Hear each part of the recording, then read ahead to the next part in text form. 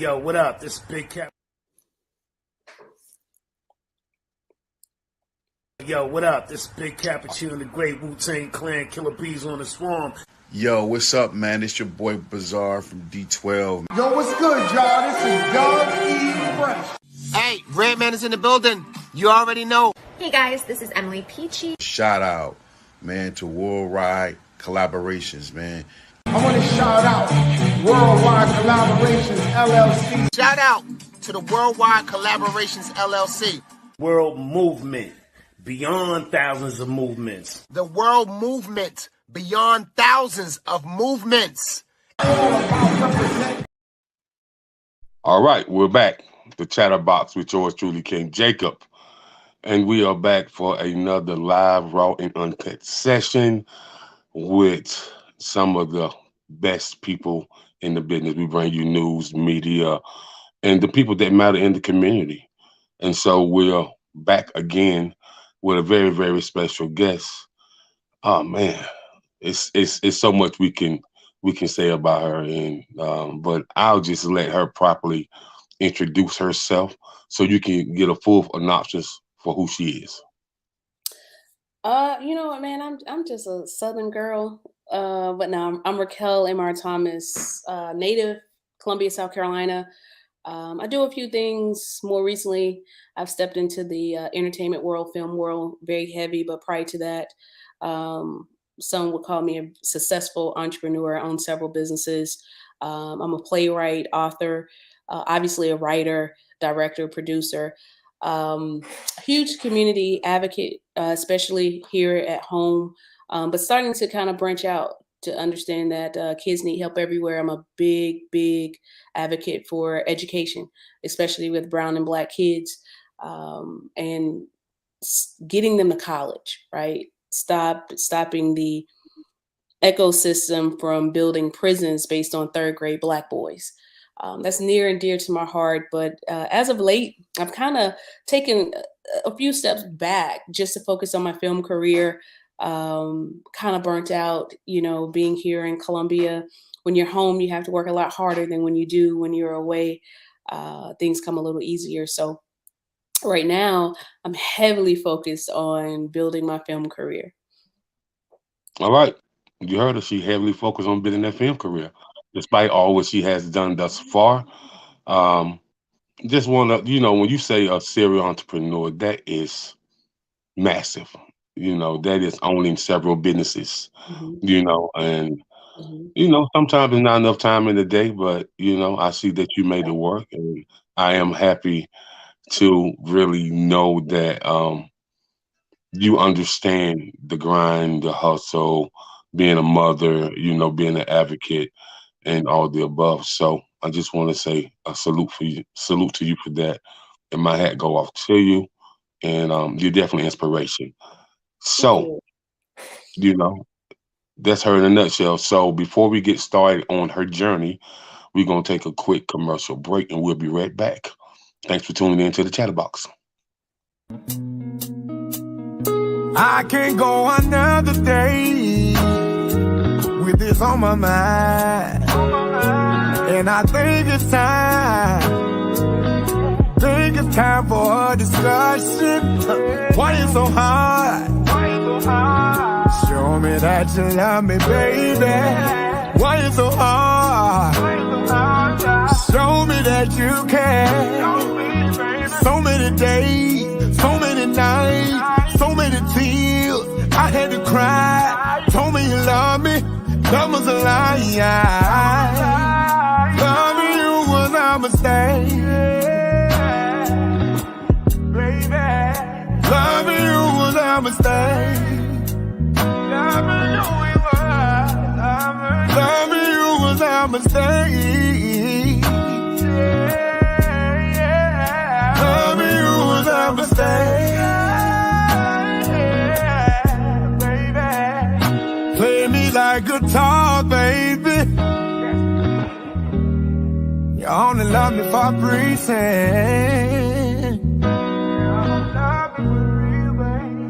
Play with my emotion, girl. And I don't wanna be your friend.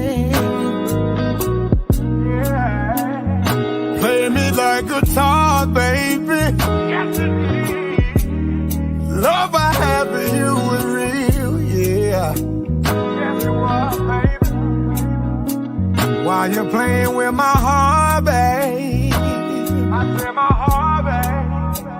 Let me tell you how I feel, baby. So many days, so many nights, so many tears. I had to cry. Told me you love me, that was a lie. Loving you was a mistake. All right, we're back from commercial break, and that was the world famous Tonyo Amadi out of Raleigh, North Carolina. New emerging Southern soul artist, but also is an R&B soul artist. And, you know, he's touring the country right now. He just came from St. Louis. He's about to be out in Toluca, Mississippi this weekend. So he's really up and coming. So salute to him and his team.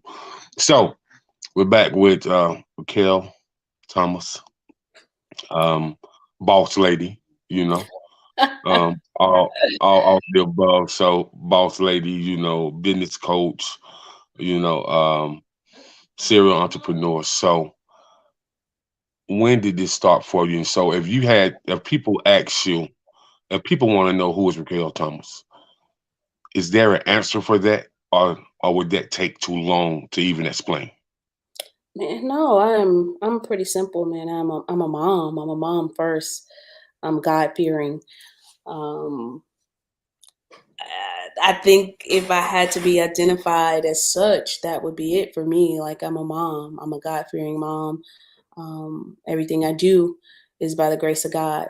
My success is really not my own, but His. I don't do this. It's not me. I tell people that all the time. It's not me. It's Him. I do a really good job of listening and following direction when God speaks, but it's not me. I'm a God fearing mom, and I've had some success in my careers. I've had multiple careers at this point. And it's a blessing to, be 41 and to say you've had multiple careers and you're doing what you love to do. Okay. And so back in Columbia, South Carolina, but you were in the DMV area for a little while, correct? Yep, I was in LA. So I was in Virginia for a while. I was in LA, then back to DC. So yeah, I spent maybe 15 years total between LA and DC. Okay. I lived in the DMV for about 12 years, so I actually, about the area pretty good. From DC, the Germantown, the PG County, Mhm. all the way up to Jessup, Maryland, Alexandria, Pentagon City, Manassas. So, Yeah, familiar with yeah, all so, yeah, familiar with all that. So, and I tell people, when I lived in DC, it was Chocolate City, and so now they got all the gentrification, and my family members explained to me, you probably won't recognize it if you come back up here. When I moved there, it was 87% Black. It's And different. You see things that you didn't see 20 years ago, that's for sure. When I moved to the Baltimore, DC area, it was still Chocolate City. And in the midst of me being there over the 15 years, it certainly changed a lot. Certainly, no doubt about that. okay, but it is a growing city that thrives on business.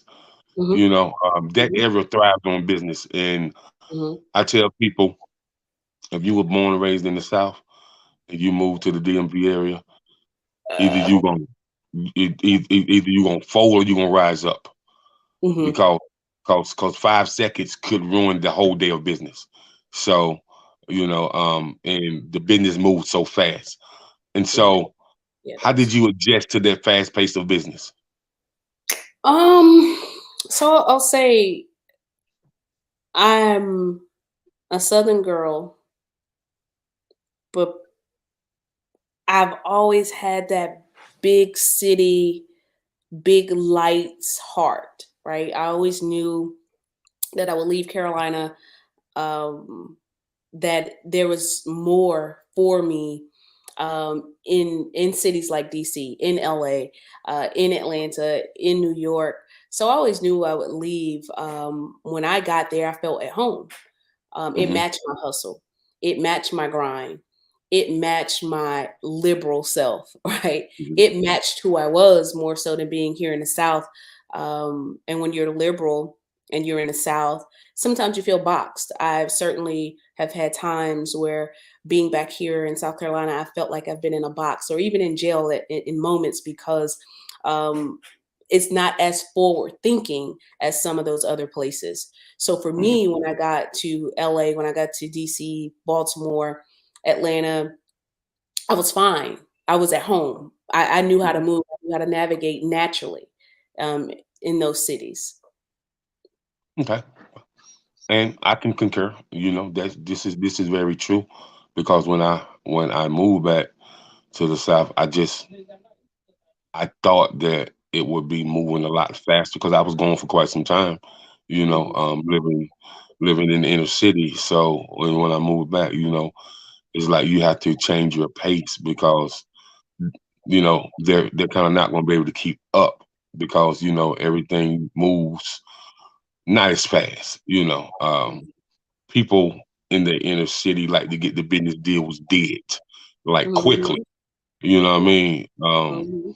If you say you're going to do this, they take it to their team, you take it to your team, you get the attorney involved, and if it makes sense, you break down, your sales each quarter, and what is the benefits of the companies merging with one another or doing business with one another, and you just get the deal done. It's not too much back and forth.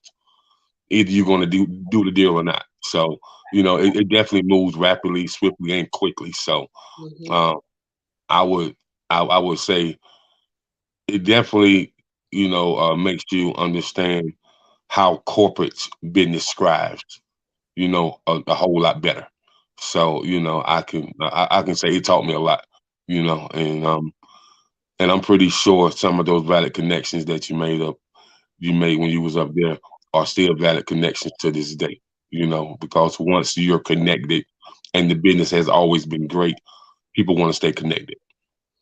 Absolutely. When you have good business relationships, people want to stay connected. But I mentioned earlier, I've switched careers completely. Mhm. So my old network is not my new network.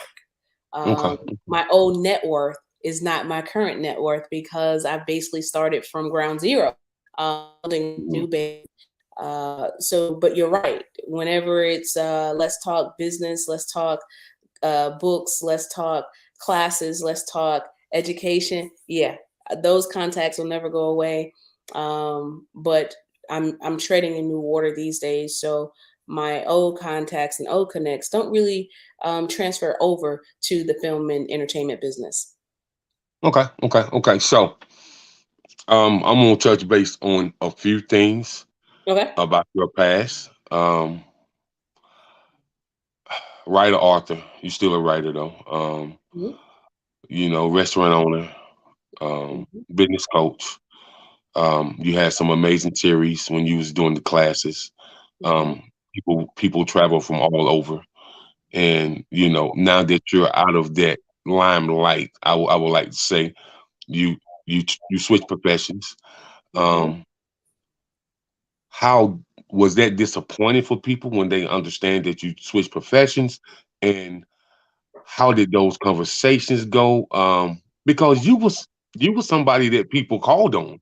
You was somebody that people be like, yo, we definitely got to call, Miss Thomas, man. Like, we need her for this. So, because you was traveling and you Mhm. had tons of speaking engagements, and you switched it up on them. So, how did that work? Not for you per se, but for them when they were so much Um, invested in you. you know what? I'll be honest with you. When you're out of sight, you're out of mind. And Mhm. I took myself out of sight.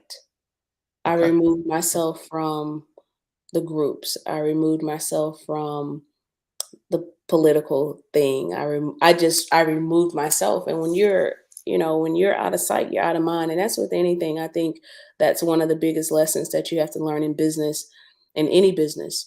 When you're active and you're giving and you're giving and you're giving, then you're noticed, right? But when you step back, after a while, they stop checking for you. You know, you're not relevant because you're not pouring into the pot that feeds the beast. So, you know, the transition hasn't been tough. You know, when I'm out, I very rarely get to go out and someone doesn't recognize me. So people ask, man, where you been? I thought you moved. I hadn't heard from you, hadn't seen you. People who follow me on social media, they know that I'm around, but they don't know if I'm in Colombia, if I'm in LA, if I'm in Atlanta. They don't know anymore because I've removed myself from public consumption, if that makes sense. Well, it does. It does. It does. It's different, you know, when you change kind of professions, because I did the same thing. You know, I was managing artists heavily, but now I work for exquisite PR firm, and I'm on the public relations side. And so, you know, we have a client, you know, Big V from the platinum hip hop group, the Nappy Roots. And people ask me all the time, man, what's it like working with him? And man, it's like, this guy love you so much, man. Like, how did you build that relationship? I was like, no, man, you know, he from Kentucky, I'm from South Carolina, both from country, and we just vibe, you know what I mean? We just vibe well. That's all. That's all. Yeah. It's just that country boy lingo. So, you know, and I can understand. But before we move on to the film, one more thing. What's interesting to me about you? Listen, man. You and them kids, man. Listen, and not just the mother and children relationship, but the business relationship with your children. Yeah. Yeah. And they young. Mm-hmm. You Mm-hmm. know, so from the children's book, you know, your son is very athletic. He plays some of everything, right? It used to be baseball, golf, soccer, basketball, and he came to me one day and said, "Hey, mom, I just want to play ball. I just want to play ball." So now the boy plays ball all year round, but he's an actor, he's a model, an author. We have a 5-book series. We're about to drop book 6 this summer, which he was the lead author on this particular book. He's a business and author. You know, she's a actor, model, gymnast, soccer player, but also a baby walking business as well. She's also one of the characters in the book, and all they know is business. You know, that's all they've seen since they've been born. They haven't seen me do anything else other than own a business. So naturally, when you have a close relationship with your children, they want to do what you're doing. They're interested. They want to do what mommy's doing. So for me, it's been a blessing, man. My kids have done everything that I've done in my entrepreneur career, film career, political career. They have been right by my side, taking the journey with me. And I think that's important as well. But yeah, they're both business owners. They're both actors. They both have been in films already. So yeah, they're pretty amazing, man. I'm thankful, but they're not really mine. They're God's. He let me borrow them for a little bit. So Right. while I have them, I'm gonna do my very best to pour into them all the things that I have and to support their dream. More importantly, like there's nothing that they can tell me that they want to do that I'm gonna say, yeah, you can't do that. They'll never hear me say that. I'm here to support their dreams and do whatever is necessary to get them there. You know, cause when I first learned who you was, I was talking to one of my partners, man. I was like talking to my partner from New York. And so I sent him your Facebook profile.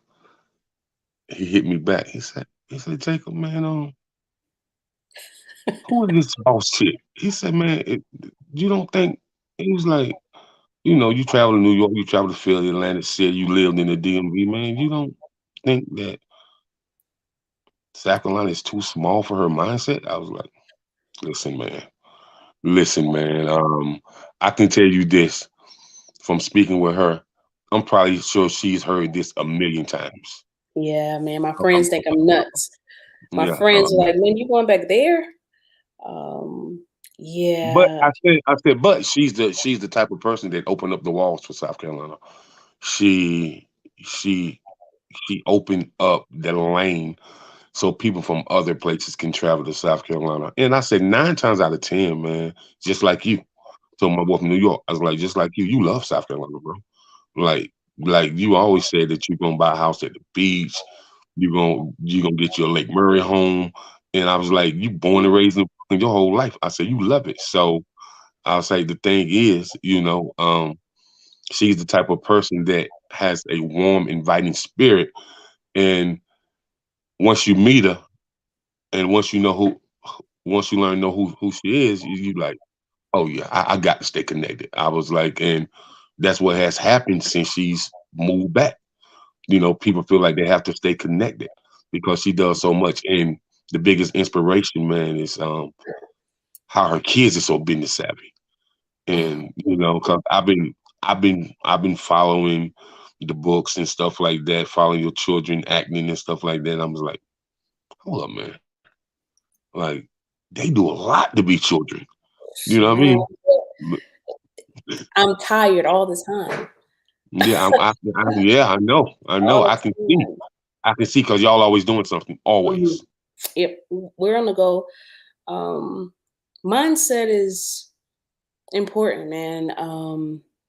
I came back home because God said it was time to come back, Hmm. and I came. I did a lot of community work, Right. and that was my goal: is to invest in the community, invest in Black kids, and it was a fight, man. It was difficult to come back and help, but this is home, and I think for anybody, we love home because it's home. It felt like home, but I will say, to a certain extent, yeah, man, it's being here. Sometimes I feel caged. Sometimes I feel boxed, and I'm constantly forward thinking, right? I'm a forward thinker, so I'm always pushing the envelope. I'm always taking the massive risk. Hmm. I'm a business owner who takes risks, and I do it with all the pride in the world. And I'm not always right, and I'm not always successful in the choices that I make, but I will not die saying I did not take the risk to do something greater or bigger than myself. So sometimes, yeah, being here, I feel a little trapped, but I think God has me here for a reason, and it's home. And as much as I feel trapped and caged being here in South Carolina, I absolutely love where I'm from. I can tell you what while you in South Carolina, you here to impact and to save lives. I Impact and hope. save lives. Yeah, man. Power, purpose, and passion. The real PPP. Mhm. You know, Power yeah, purpose. There you go.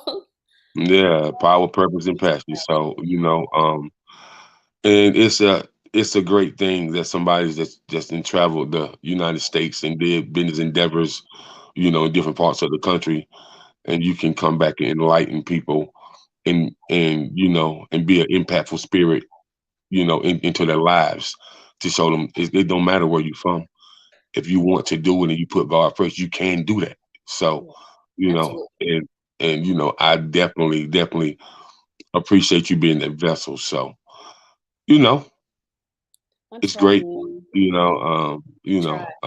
I'm definitely honored to be connected with you. So now you got into. I can remember me and you talking. I was like, you should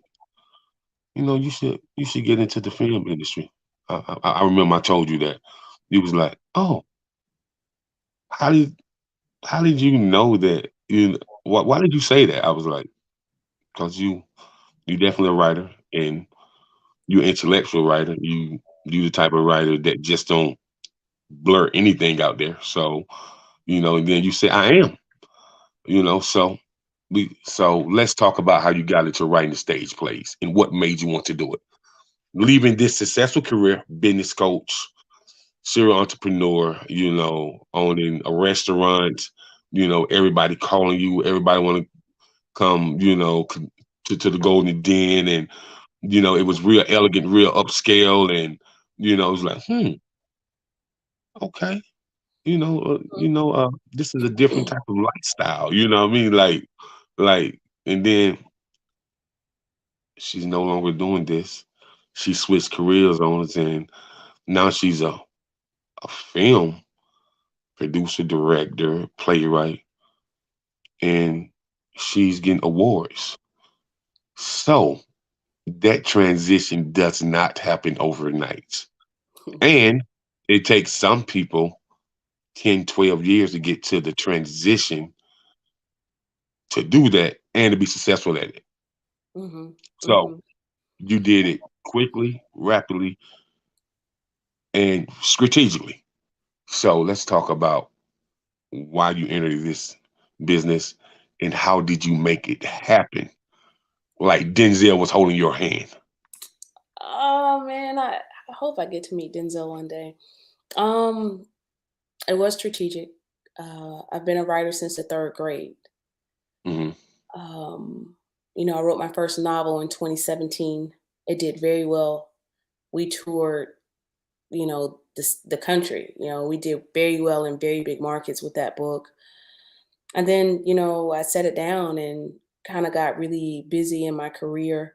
I was owning multiple daycare centers at the time, a retail store, commercial janitorial business. I had a lot of things going on, so I set it down. But my first passion has always been to be a writer. When I was a little kid, I didn't want to be a doctor. I didn't want to be a lawyer. I wanted to be a writer, literally. Um, but I tell you, COVID, I'm so thankful. I thank God every day for COVID.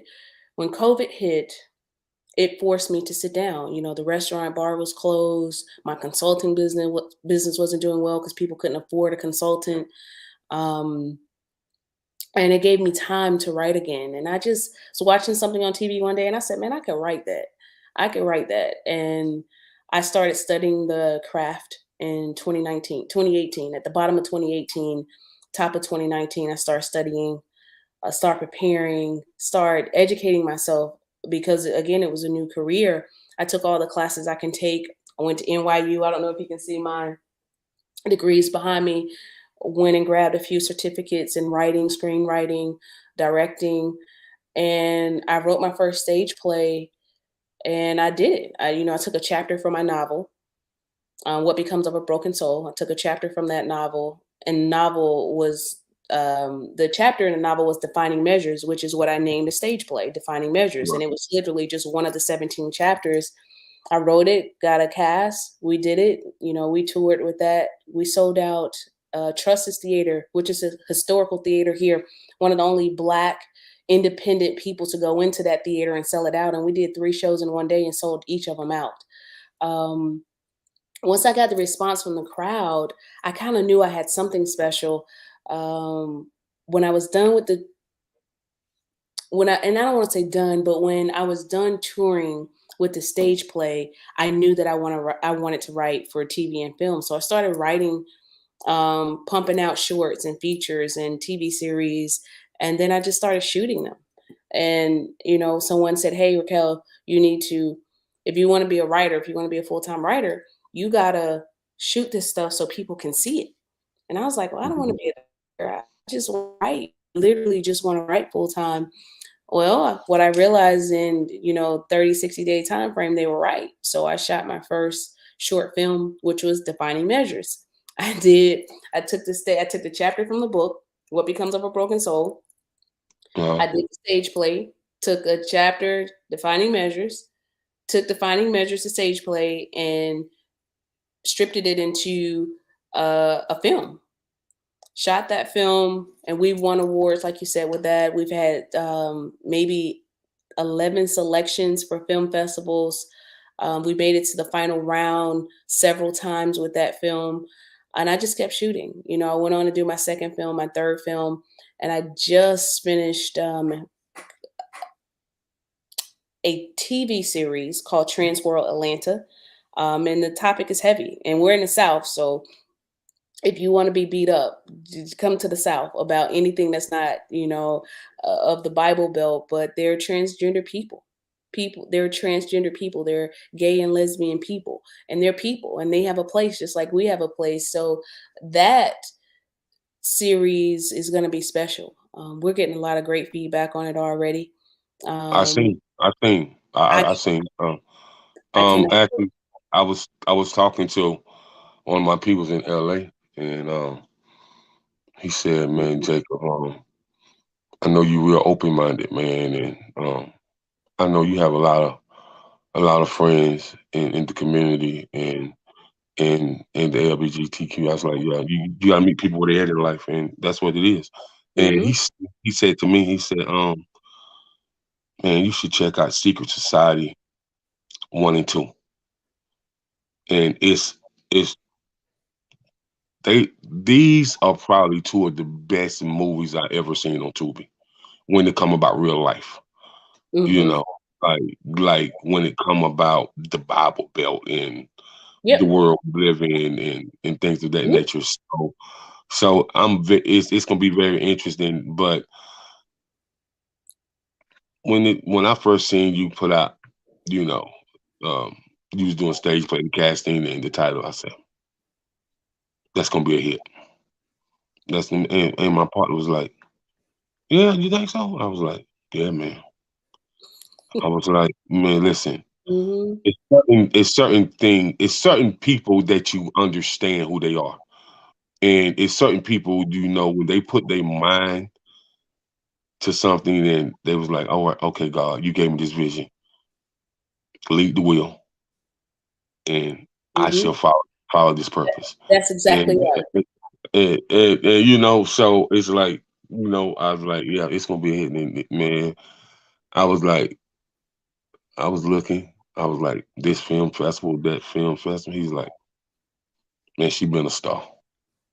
She been a star. Like I was like, yeah. I Yeah. was like, yeah, because of but popular demand. So Sony, Warner Brothers, Lion Gates, um, Sony, Paramount, all of them, they're really looking for the new blood. They're looking for, you know, the new actors, the new writers, the new film directors. And, you know, since the pandemic has, you know, kind of came back to a place where we can go outside now.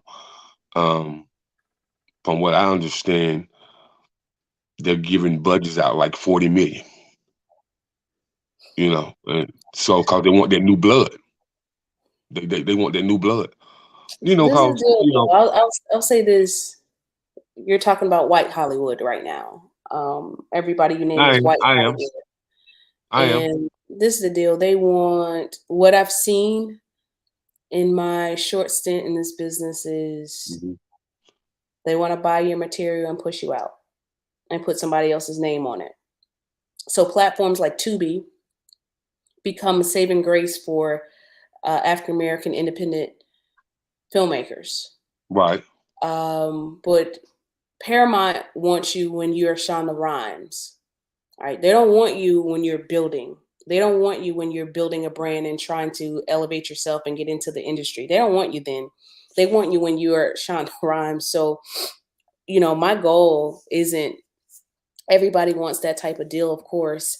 And I can honestly tell you, if it's not the right deal, I would turn it down But in I a mean, heart. you don't have to tell me. I already know this. But Um, you know, by popular demand, you know, um, I have a lot of friends that's in that Hollywood area, well, LA area, you know, Arizona, and they tell me all the time, man. They was like, man, you know, some real good up and coming folks that's really bringing a different type of light to the film industry. I said, sure, sure. He was like, you know, they looking for that. I said, but mhm. are they looking forward to let them be true to themselves as writers and film producers? Are they looking forward to save them because it's on a down spiral right now? Both, both. Hmm. You know, everybody's looking for the next big thing, right? Everybody's Mhm. looking for the next big thing, and creators want to be able to create in their most authentic selves. Um, and I think it's time for brown and black people to tell brown and black stories. The most successful black stories that we've seen, you know, over the years have been told by white folk. And there's nothing wrong with that, but I think we can tell our stories a little bit better, right? Because we live Right. it, we know it, we understand it. It's our life. Right. But for me as a creator, I don't want to ever lose my creative rights. I want to be able to tell brown and black stories. I want to be able to tell stories that don't get told but need to be told. I want to tell the kind of stories that change lives, man. I want to impact somebody. I want to save somebody through the stories that I'm writing and filming. It's funny you said that because I told somebody, it was like, man, it was like, they told me this about 4 years ago, and it's coming to light. They was like, man, you about to narrate a lot of stuff. They was like, you have that James Earl Jones type voice, So they was like, and then I've been getting some calls and stuff like that, and come to find out that Big V of the Nappy Roots, he asked me to narrate his documentary. And I was like, huh? He was like, yeah, you. He was like, that heavy voice is what we need. That, just what you saying, being narrated by somebody that look like me, that understand me, that understand my struggles. And it's real pivotal right now that Black and brown people start these networks where we can grow our own film industry and grow our own money and keep the money in-house. Mm-hmm. And so with even with you, like the type of thinker that you are, it just hits people in their chest. Like like like when I first seen you do the flyer and put out the casting and the title of the stage play, I was like, there she go. She doing it again. Always in another profession doing it again. I was like, bless it, bless it. Yeah. She doing it again. I was like real certified, in understanding that she is a jewel. That that this has to be authentic and genuine so people really understand. See, when it's genuine and authentic, it touch people. Mm-hmm. People go home and talk with their granny about it. They'll talk to their auntie about it. They'll be like, "You got to see this person. You got to Yeah. see what she created." And so, Yeah. I say salute to you for that. Thank you so much. I appreciate that, man. Because it's not easy. By the time you see something pushed out in the forefront, it looks pretty, it's polished, but behind closed doors, every day you're grinding. Every day you are pouring everything you got into your dream. Hmm. My production company, my nonprofit, my business is Dream Catchers. Hmm. Everything is dream catchers. I believe in catching your dreams, man. And when you stop dreaming, you're dead anyway. As soon as you stop dreaming, you're dead. And for me personally, if I can visualize something, then I can do it. And Hmm. it's that simple for me. I don't think that God gives us vision that we can't bring to life, Right. if that makes sense. So, um, like I said, man, I'm never scared. I do it, and I do it with everything I got. And I tell my son this all the time on the basketball court because I played ball in college. And I told him, I said, I can deal with you losing. I'm totally, I can deal with that. But what I cannot deal with, my guy, is when you don't give it everything you got. You got to leave everything out there so that when this thing is said and done, you've done all you can do. And then there's no losing. You don't lose. Those are lessons, of course, but you're not losing. But if you do this thing and you don't give it everything you got, then I'm not okay with it. If you get the winning score, I'm not okay with that. Like Yeah, you sound when like a I female Kobe. yeah, man, I everything I got goes into what I'm working on. whether you like it or you don't like it, whether you enjoy Right. it or you don't enjoy it. Everything Right. that I have. So when it's done, I'm happy. I'm at peace, man. I'm good. That's great. That's great. And you know, I can I can see that, you know, your son and your daughter, they're definitely go getters. And can't nobody tell them no. And Yeah. and I can, you know, it's like Especially my Kobe. daughter, man. Yeah. Yeah, especially my daughter. Especially my daughter. You can tell my son no, and he'll leave you be for about 10 minutes. And then he's gonna Mhm. come back and ask you in a different way. Baby Raquel is, you see me, you hear me? Yeah, I'm here. I'm not going anywhere. I'm I staying need right here. I need some answers right now. Yeah, yeah, that's who she is, and I love it, man. She has a big personality, and her and Roman are night and day. Mhm. They're night and day, but they are the true versions of who I am. You know, Raquel is who I am at work. She is mommy. Her personality is my work personality, and my Mhm. son, who I am at home, Okay. is who he is. And it's Okay. amazing to see. It's like, oh, I recognize that energy. I know that energy. Oh, I know her and I know him. But Right. polar opposites. Yeah. Okay. Okay. Okay. So with the recent TV series, Hmm. how did you come up with that, and why did you want to come up with something? How can I say? It's a very controversial topic when you talk about it, Absolutely. um, and Absolutely. it's it's very controversial when we are living in the Bible Belt. Um, Yeah. when we have the saved and sanctified people and holy and endowed people, Yeah. and when I heard somebody say, I heard a pastor say, if people think that gay people are abomination in church, then all the songs that you sang in the church, stop singing them, cause a lot of gay people has written those songs.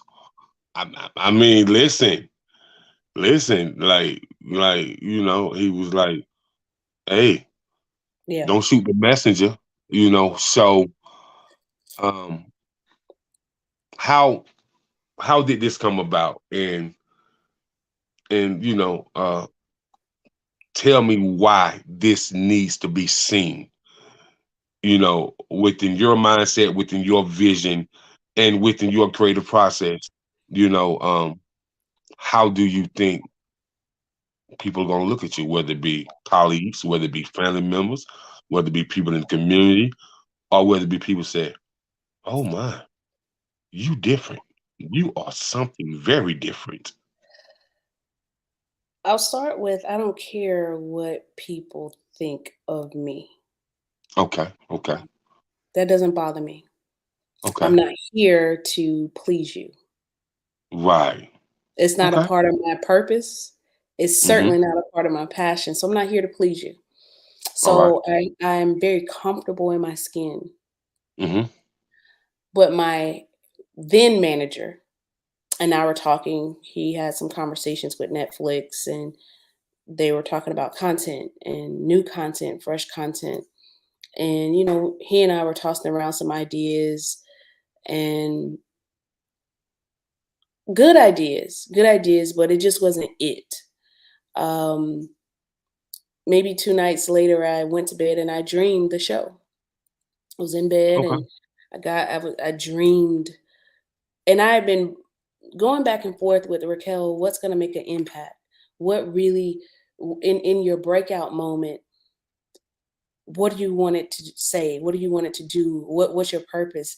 And I kept coming back to breakthrough. My prayer kept saying breakthrough. My spirit kept saying breakthrough. And I didn't know what that meant, man. I was just like, okay, breakthrough. All right. Okay, God, I hear you, but I need more. Um, so I'm dreaming and a friend that I have came into my dream. And I thought, oh Mhm. gosh, I hadn't talked to him in forever. you know, I, and it started to manifest while I was sleeping. Mhm. So by the grace of God, I was able to wake myself up and write down the notes. Everything that I had seen in my dream, I wrote it down. And I went back to bed. And when I got up the next day, that morning is maybe 5:45 a.m. I'm looking at my Mhm. notes and I said, "Oh God, this is it." I said, "It's breakthrough. It's telling a story that needs to be told. This is true. It's educating people that need to be educated. This is it." Mhm. So that day I wrote the show. Mhm. The following day, I called the friend that was in my dream and I said, "I need your help. Mhm. I have an idea.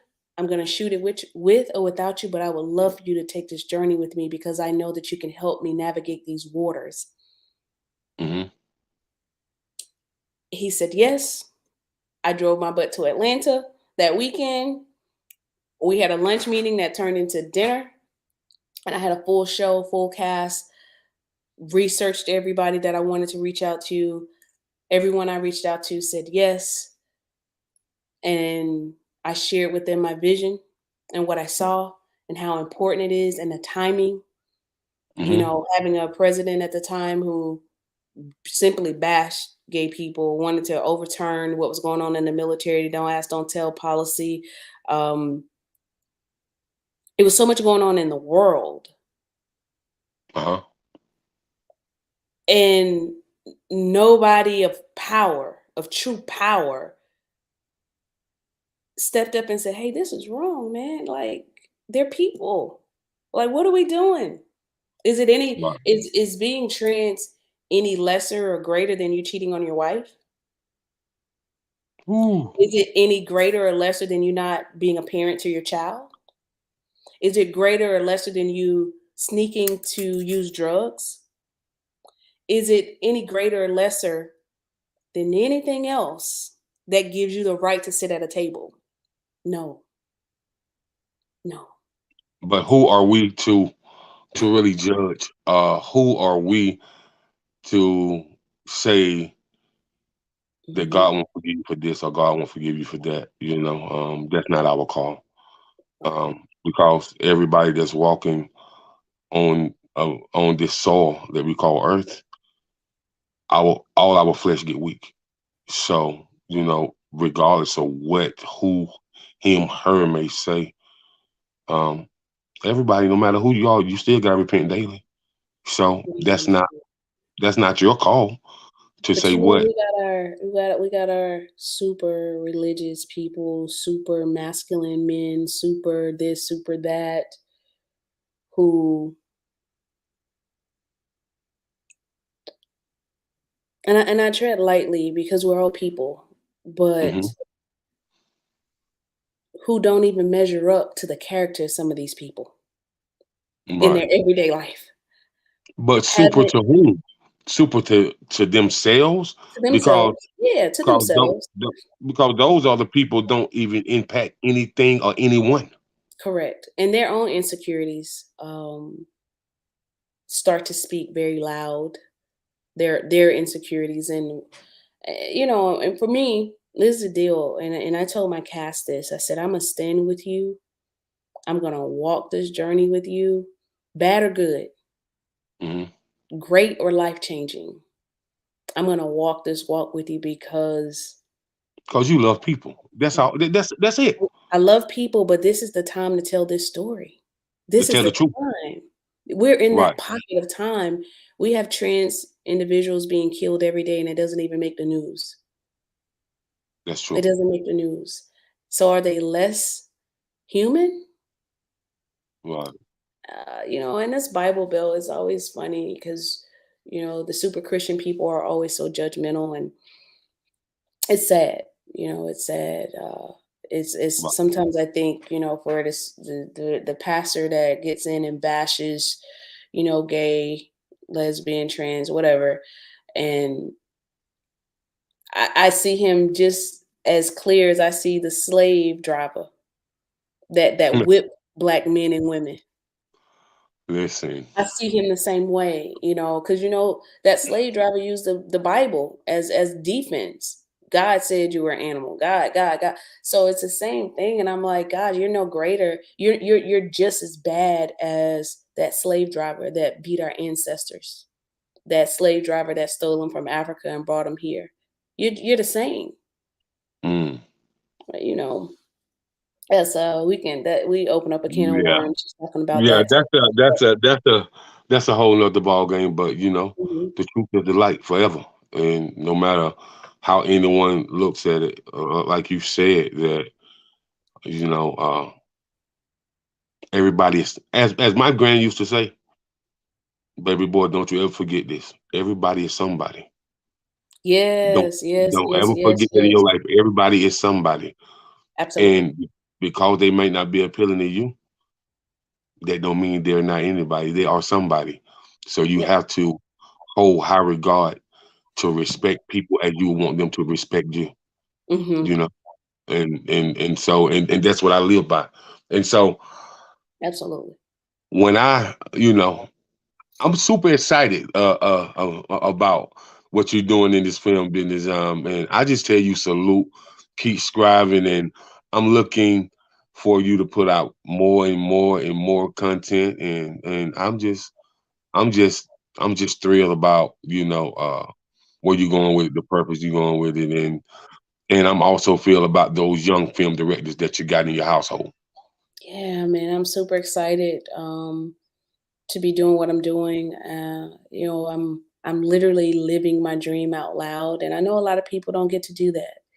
Hmm. Um, but it's something to literally live your dream out loud and to do the work that you want to do, the work that you're passionate about doing. It's a blessing, man. It's a God thing. It's a God thing. I'm nothing without him, and this journey that I've had, he has been the driver. I'm the co-pilot, man. I'm just whatever he says do, whatever he tells me to do, that's what I'm doing. That's what's up. That is what it is, and that's all it is. It can't be Mhm. nothing else.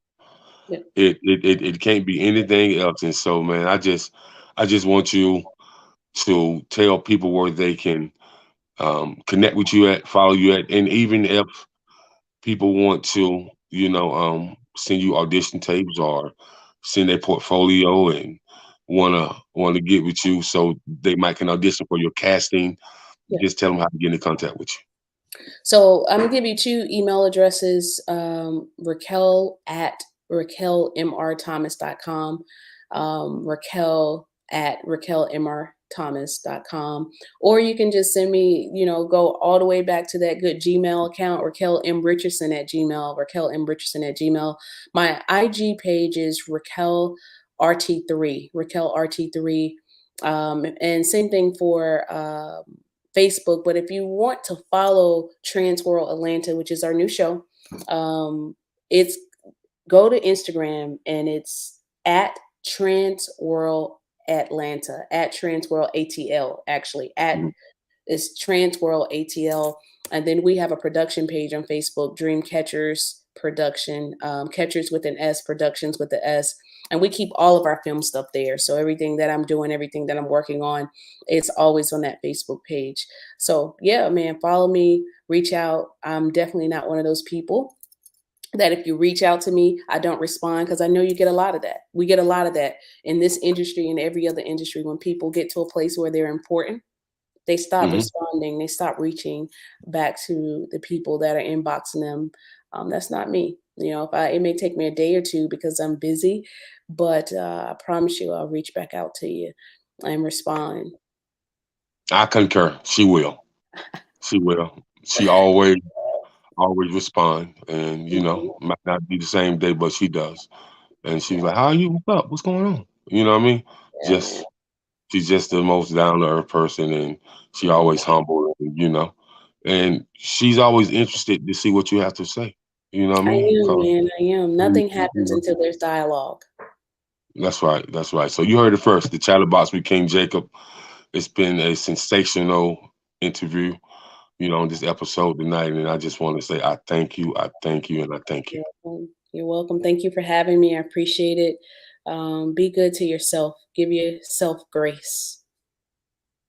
Thank you so much. And if you have any of your staff, cast members that, just want to get their backstory out, make sure you just hit me up and just let me know. Okay, I will, man. Thank you. I appreciate that. You're welcome. Good night. Peace and blessings. Thank y'all. Peace.